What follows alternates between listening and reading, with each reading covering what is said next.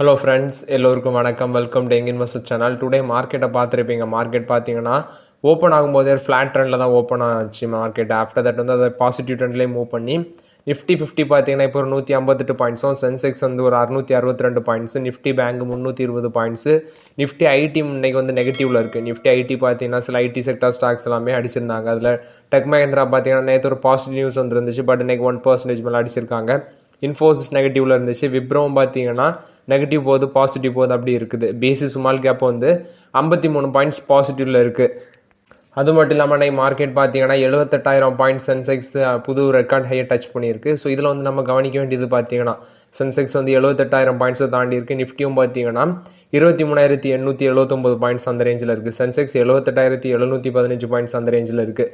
So market வந்து high ரேலியாக இருக்க டைமில் நம்ம வந்து ரொம்பவே கேர்ஃபுல்லாக இருக்கணும். அதுவும் அதிக அளவில் ஸ்டாக்ஸ் வந்து ரேலியாக இருக்க ஸ்டாக்ஸில் போய் பார்த்தீங்கன்னா படக்குன்னு இன்வெஸ்ட்மெண்ட் பண்ணிடாதீங்க.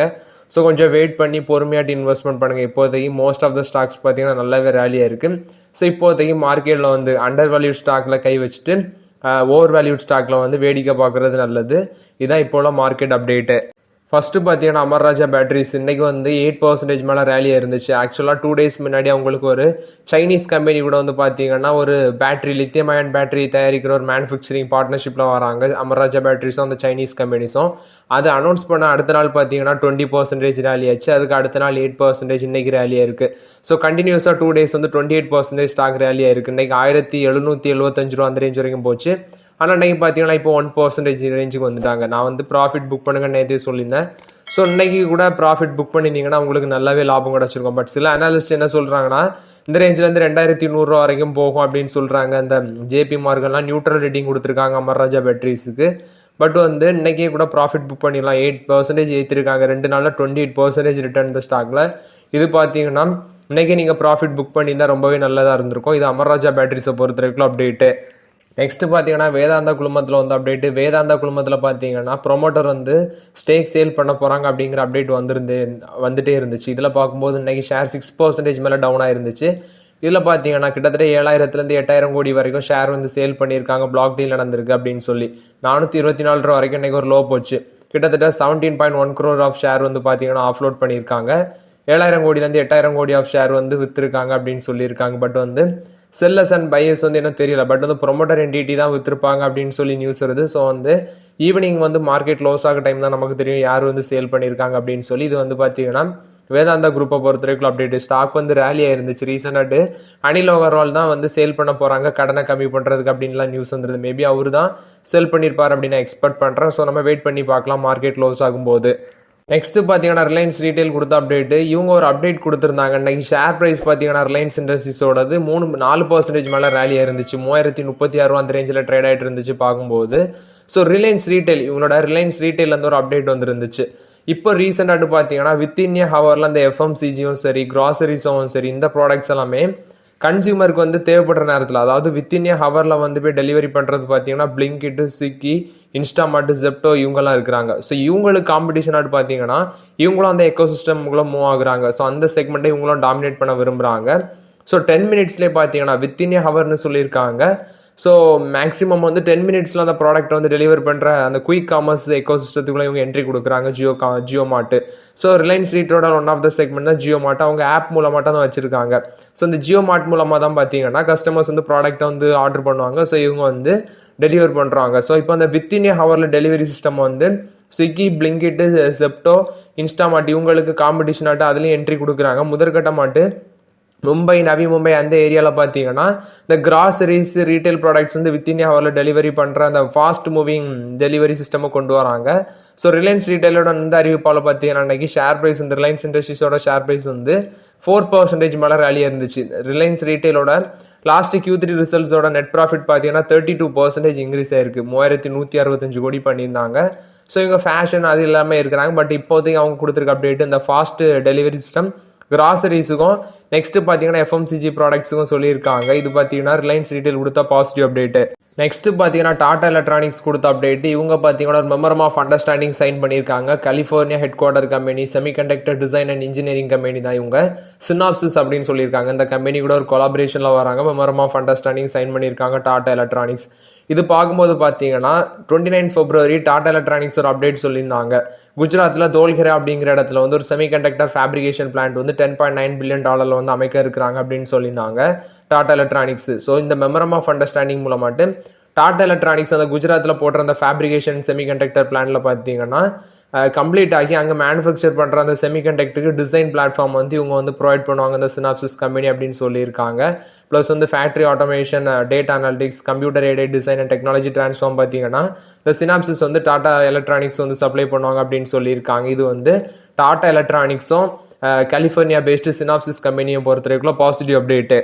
நெக்ஸ்ட் பார்த்தீங்கன்னா சவுத் இந்தியன் பேங்க். இந்த பேங்கோட ஷேர் ப்ரைஸ் பார்த்தீங்கன்னா கிட்டத்தட்ட இன்றைக்கும் வந்து ஒரு நெகட்டிவ் ட்ரெண்டில் தான் இருக்குது. ஸோ கண்டினியூஸாக வந்து இந்த பேங்கோட ஷேர் ப்ரைஸ் வந்து கீழே இறங்கிட்டே இருக்குது. ஸோ இந்த பேங்கில் ஒரு கண் வச்சுக்கோங்க. இந்த ஸ்டாக்கில் இந்த சவுத் இந்தியன் பேங்கோட ஷேர் வந்து நம்ம ஆல்ரெடி கன்சிடர் பண்ணியிருக்கோம். பட் இருந்தாலும் பார்த்தீங்கன்னா இன்னும் கொஞ்சம் கன்சிடர் பண்ணலாம். இப்படியே இறங்கிட்டே வர இந்த ஷேர் வந்து ஸ்லோவாக 1-2 கன்சிடர் பண்ணுங்கள். லாங் டேர்முக்கு நல்ல ஒர்த்துள்ள ஸ்டாக் தான். நம்ம ஆல்ரெடி பார்த்துருக்கோம் இந்த South Indian bank. Price runnings ஒரு 5 தான் இருக்குது.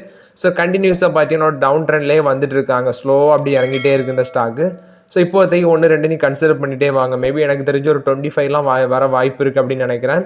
லாங் டேர்முக்கு இந்த சவுத் இந்தியன் பேங்க் நல்ல ஒரு ஒர்த்துள்ள ஸ்டாக் தான். நெக்ஸ்ட் பார்த்தீங்கன்னா டாடா மோட்டர்ஸ் கொடுத்த அப்டேட். டாடா மோட்டர்ஸ் பார்த்தீங்கன்னா இந்த வருஷம் ஸ்பெண்ட் பண்ணுற அவங்களோட கேபிட்டல் எக்ஸ்பெண்டிச்சரில் 40% ஆஃப் த அமௌண்ட் வந்து அவங்களோட கமர்ஷியல் வெஹிக்கிள் பிஸ்னஸில் இன்வெஸ்ட்மெண்ட் பண்ண போகிறாங்க அப்படின்னு சொல்லியிருக்காங்க. ஸோ இது பார்த்தீங்கன்னா டாடா மோட்டர்ஸ் கொடுத்த அப்டேட். அது மட்டும் இல்லாமல் அவங்க கமர்ஷியல் வெஹிக்கிள், பர்சஞ்சர் வெஹிக்கிள் அப்படின்ட்டு டிமர்ஜ் பண்ண போகிறாங்க. அது 12 months வந்து கம்ப்ளீட் ஆகும் அப்படின்னு சொல்லியிருக்காங்க. ஸோ இது ஓவராலாட்டு பார்க்கும்போது டாடா மோட்டர்ஸோட பாசிட்டிவ் அப்டேட் பார்க்கப்படுது. கமர்ஷியல் வெஹிக்கிள்ஸோட செப்பரேட் என்டிட்டி ஆட்டும், பர்சஞ்சர் வெஹிக்கிளில் பார்த்தீங்கன்னா passenger vehicle, electric vehicle, Jaguar Land Rover plus other related investment பார்த்தீங்கன்னா அதெல்லாம் ஒரு செப்பரேட் லிஸ்டட் என்டிட்டி ஆட்டும் கொண்டு வராங்க. ஸோ இப்போ வந்து அவங்க கொடுத்துருக்க அப்டேட் படி பார்க்கும்போது அவங்க இந்த வருஷம் ஸ்பெண்ட் பண்ணுற கேபிட்டல் எக்ஸ்பெண்டிச்சரில் 40% வந்து கமர்ஷியல் வெஹிக்கிள் செக்மெண்ட்லேயே இன்வெஸ்ட்மெண்ட் பண்ணோம் அப்படின்னு சொல்லியிருக்காங்க. இது டாடா மோட்டர்ஸ் கொடுத்த பாசிட்டிவ் அப்டேட்டு. அது மட்டும் இல்லாமல் டாடா மோட்டர்ஸோட சைலேஷ் சந்திரா என்ன சொல்லியிருக்காருன்னா, இந்த இந்தியனோட ஆட்டோ இண்டஸ்ட்ரி பார்த்தீங்கன்னா 6 million units வந்து ஃபினான்ஷியல் இயர் 30 டச் பண்ணும் அப்படின்னு அவங்க ஒரு அப்டேட்டை கொடுத்துருக்காரு. நெக்ஸ்ட் பார்க்கும்போது இவங்களோட மார்க்கெட் ஷேர் பார்த்தீங்கன்னா 18-20% வந்து மார்க்கெட் ஷேர்னா வந்து இந்த ஷேர் ப்ரைஸ் இல்லை, மார்க்கெட் ஷேர்னா அவங்க ப்ரொடியூஸ் பண்ணுற வெஹிக்கிள் வந்து மார்க்கெட்டில் எவ்வளோ பர்சன்டேஜ் வந்து அவங்களோட வெஹிக்கிள் சேல் ஆகுறாங்க அதை பொறுத்து. ஸோ அதை வந்து பார்த்தீங்கன்னா 18-20% வந்து மார்க்கெட் ஷேர் வந்து ஃபினான்ஷியல் 30 அட்டைன் பண்ணும் அப்படின்னு சொல்லியிருக்காங்க. ஸோ கவர்மெண்ட் வந்து இன்ஃப்ராஸ்ட்ரக்சர் வந்து அதிக அளவில் ஸ்பெண்ட் பண்ணுறது வந்து இவங்களுக்கு ரொம்ப யூஸ்ஃபுல்லாக இருக்குது அப்படின்னு சொல்லியிருக்காங்க. டாடா மோட்டர்ஸோட ஷேர் ப்ரைஸ் வந்து கண்டினியூஸாக வந்து இறங்கிட்டு தான் இருக்குது. இன்றைக்கி பார்த்தீங்கன்னா இன்றைக்கி ஒரு 5 ரூபா இறங்கியிருக்கு, 950 அந்த ரேஞ்சில் இருக்குது. நம்ம எக்ஸ்பெக்ட் பண்ணுற லெவல் வந்து ஒரு 920 வந்துச்சுன்னா கன்சிடரேஷனை ஸ்டார்ட் பண்ணலாம். டாடா மோட்டர்ஸில் 950 இருக்குது. நேற்று 955 க்ளோஸ் பண்ணியிருந்தாங்க. இன்றைக்கும் பார்த்தீங்கன்னா ஒரு நெகட்டிவ் ட்ரெண்டில் தான் இருக்குது. மேபி நான் வந்து எக்ஸ்பெக்ட் பண்ணுறது 900 கீழே போக வாய்ப்பு பிரகாசமாக இருக்குது அப்படின்னு எக்ஸ்பெக்ட் பண்ணுறேன் டாடா மோட்டர்ஸில். ஸோ அது வரைக்கும் வெயிட் பண்ணுங்கள் டாடா மோட்டர்ஸில். நெக்ஸ்ட் பார்த்தீங்கன்னா கமெண்டில் ஒருத்தர் வந்து இந்த ப்ரீமியம் எக்ஸ்ப்ளோசிவ் கம்பெனி வந்து இப்போ கன்சிடர் பண்ணலாமா அப்படின்னு கேட்டிருக்காரு. அந்த கம்பெனியோட ஷேர் ப்ரைஸ் எடுத்து பார்த்தீங்கன்னா 826 ரூபா அந்த ரேஞ்சில் இருக்குது. இன்றைக்கே 2% ரேலியாக இருக்குது. லாஸ்ட்டு 1 மந்த்தும் சரி 6 மந்த்தும் எடுத்து பார்க்கும்போது நல்லாவே ரேலியாக இருக்குது அந்த ஸ்டாக்லாம். ஸோ இப்போதைக்கு பார்த்தீங்கன்னா அந்த ஸ்டாக்லாம் போய் நம்ம இன்வெஸ்ட்மெண்ட் பண்ணுறது நான் ஆல்ரெடி சொல்லியிருக்கேன். மார்க்கெட் வந்து உச்சத்தில் இருக்க நேரம் எந்த ஸ்டாக்குமே, அதாவது ஓவர் வேல்யூட் ஸ்டாக்ல போய் இன்வெஸ்ட்மெண்ட் பண்ணுறது ரொம்பவே ரிஸ்க்கு. ஸோ இப்போதைக்கு பார்த்தீங்கன்னா இந்த ஸ்டாக்ஸ்ல எல்லாமே அவாய்ட் பண்ணுறது நல்லது. ப்ரீமியம் எக்ஸ்ப்ளோஸ் லிமிடெட் கம்பெனின்னு சொல்லி கேட்டிருக்காங்க. ஸோ 836 ரூபா அன்றைக்கி 2% ஏற்றிருக்காங்க. இதெல்லாம் பார்த்தீங்கன்னா ரிஸ்க், நீங்கள் ஓன் ரிஸ்க் எடுக்க வேண்டிய கம்பெனி. இப்போ 2% ஏற்றிருக்காங்க. லாஸ்ட் 1 month and 6 month எடுத்து பார்க்கும்போது நல்லா ரேலியாக இருக்குது. ஸோ இதே ரேஞ்சில் மேலே தான் போகும் அப்படின்லாம் சொல்ல முடியாது இந்த கம்பெனிலலாம். ஸோ அதனால பார்த்தீங்கன்னா நான்லாம் இப்போதைக்கு இந்த ஷேர்லலாம் அவாய்ட் தான் பண்ணுவேன். நெக்ஸ்ட் பார்த்தீங்கன்னா ஈஸ்மை ட்ரிப் வந்து கன்சிடர் பண்ணலாமா அப்படின்னு கேட்டிருந்தாங்க. பிஸ்னஸ் மாடல் நல்லா இருக்குது அப்படின்னு கேட்டிருந்தாங்க. ஸோ ஓகே, பிஸ்னஸ் மாடல் நல்லா இருக்குது. பட் லாஸ்ட் குவார்ட்டரில் பார்த்தீங்கன்னா இவங்களோட ரிசல்ட்ஸ் வந்து சொதப்பிட்டாங்க. அது மட்டும் இல்லாமல் இவங்களுக்கு காம்படிஷன் இருக்குது. மஹிந்திரா ஹாலிடேஸ் சில கம்பெனிஸ் இருக்கிறாங்க. பட் பிஸ்னஸ் மாடல் நல்லா தான் இருக்குது. என்ன கேட்டால் அந்த ஷேர் பார்த்தீங்கன்னா ஒரு 40 கிராக் பண்ணி கீழே வரும் அப்படின்னு நினைக்கிறேன். ஸோ ஸ்லோவாக கன்சிடர் பண்ணுங்கள். பிஸ்னஸ் மாடல் நல்லா தான் இருக்குது. நீங்கள் சொன்ன மாதிரி இந்த இதில் இன்வெஸ்ட்மெண்ட் பண்ணலாம். எனக்கு தெரிஞ்சு ஒரு 40 கிராக் பண்ணி கீழே வரும்னு நான் எக்ஸ்பெக்ட் பண்ணுறேன். இன்றைக்கே பார்த்தீங்கன்னா 1% மேலே அடிச்சிருந்தாங்க. ஸோ இந்த ஈஸ்மை ட்ரிப் ஷேர் பார்த்தீங்கன்னா ஒரு 40 கிராக் பண்ணி கீழே வந்துச்சுன்னா ஸ்லோவாக கன்சிடரேஷன் பண்ணுங்கள். இது ஈஸ்மை ட்ரிப்பை பொறுத்த வரைக்கும் அப்டேட்டு. நெக்ஸ்ட் பார்த்தீங்கன்னா அதானி என்டர்பிரைசஸில் வந்து அப்டேட் நான் ஆல்ரெடி அப்டேட் கொடுத்துருந்தேன். அவங்களோட ஏர்போர்ட் பிஸ்னஸை வந்து ஒரு IPO வர போகிறாங்க நெக்ஸ்ட் 2 to 3 years அப்படின்னு சொல்லியிருந்தேன். ஸோ இப்போ பார்த்தீங்கன்னா ஃபினான்ஷியல் 28 வர போகிறாங்க அப்படிங்கிற அப்டேட் கொடுத்துருந்தாங்க. ஸோ இப்போ அதோட சீஃப் ஃபினான்ஷியல் ஆஃபீஸர் ஜுகிந்தர் சிங் என்ன சொல்லியிருக்காருன்னா, அவங்க வந்து 1.75 lakh crore வந்து அவங்களோட ஏர்போர்ட் பிஸ்னஸில் நெக்ஸ்ட் 10 இயர்ஸில் இன்வெஸ்ட்மெண்ட் பண்ண போகிறோம் அப்படிங்கிற அப்டேட் கொடுத்துருக்காங்க. அது மட்டும் இல்லாமல் பார்த்தீங்கன்னா 7 ஆப்ரேஷனல் ஏர்போர்ட் வந்து அவங்க கரண்ட்லி ஓன் பண்ணுறாங்க. மும்பை, லக்னோ, அகமதாபாத், ஜெய்ப்பூர், கவுகாத்தி, திருவனந்தபுரம், பெங்களூர் இந்த ஏர்போர்ட் எல்லாமே பார்த்தீங்கன்னா இவங்க தான் ஓன் பண்ணிட்டு இருக்காங்க. ஸோ நெக்ஸ்ட் 10 இயர்ஸில் 1.75 lakh crore வந்து இந்த ஏர்போர்ட் பிஸ்னஸ் ஸ்பெண்ட் பண்ண போகிறாங்க. கிட்டத்தட்ட $21 billion அப்படின்னு சொல்லியிருக்காங்க. இது வந்து அதானி குழுமத்தை பொறுத்தவரைக்கும் பாசிட்டிவ் அப்டேட்டு.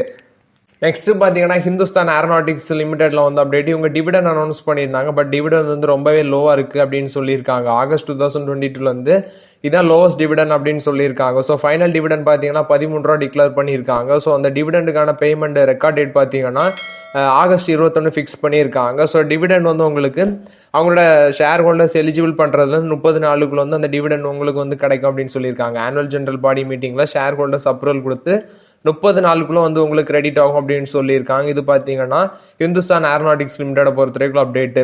ஸோ இவங்க வந்து ஹையஸ்ட் டிவிடெண்ட் பார்த்தீங்கன்னா ஃபினான்ஷியல் இயரில் 2020 மார்ச்சில் வந்து 33.25 ரூபா கொடுத்துருக்காங்க. அது மட்டும் இல்லாமல் இந்த கம்பெனியோட ரிட்டர்ன்ஸ் பார்க்கும்போது ஃபினான்ஷியல் இயர் 20 122% ரிட்டர்ன் கொடுத்துருக்கு இந்த ஸ்டாக்கு.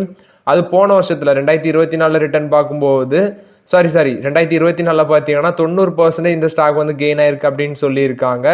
கிட்டத்தட்ட இந்த ஸ்டாக் 2022 110% ரிட்டர்ன் கொடுத்துருக்கு. ஸோ இது வந்து பார்த்தீங்கன்னா ஹிந்துஸ்தான் ஏரோநாட்டிக்ஸ் லிமிடெடை பொறுத்த வரைக்கும் அப்டேட். அவங்க வந்து 13 ரூபா டிவிடெண்டுக்கான ரெக்கார்ட் டேட் பார்த்தீங்கன்னா ஆகஸ்ட் 21 அப்படின்னு சொல்லியிருக்காங்க.